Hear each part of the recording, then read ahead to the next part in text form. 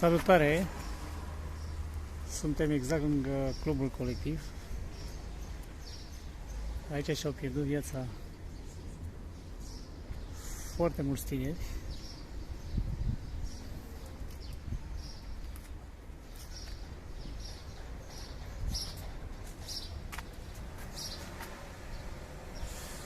Nu știu ce s-a întâmplat până la urmă cu cei vinovați și care au fost găsiți vinovați.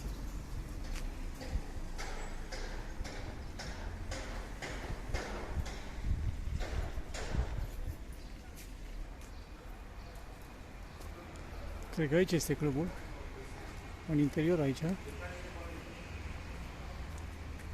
Da, undeva în interior aici.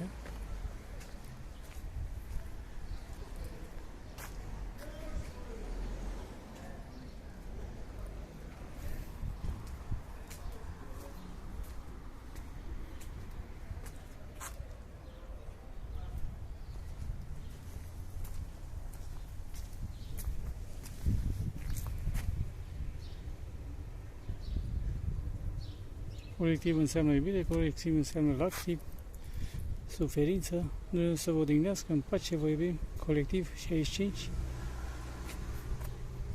Nu văd România de astăzi ca pe o moștenire de la părinții noștri, ci ca pe o țară pe care am luat-o cu împrumut de la copiii noștri. Așa să ne ajute Dumnezeu.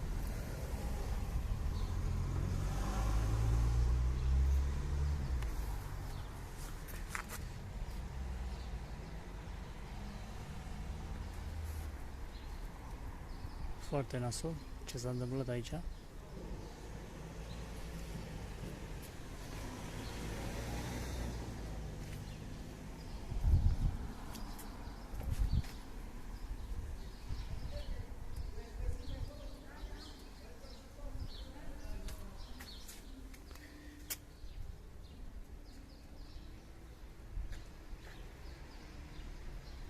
Adrian,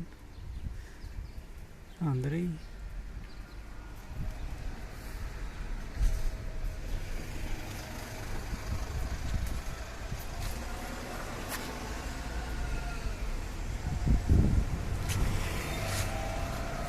da, ce pot să spun?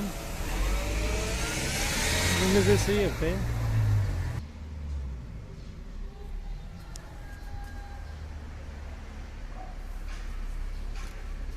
Nu știu dacă s-a mai filmat ceva pe aici, în 2022.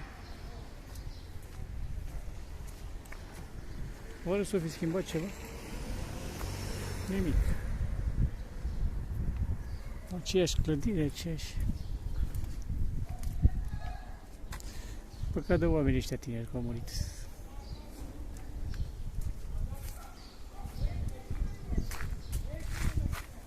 Să plătească cei care sunt vinovați. Să dea Dumnezeu ca dosarul... Nici nu mai știu cum e cu dosarul.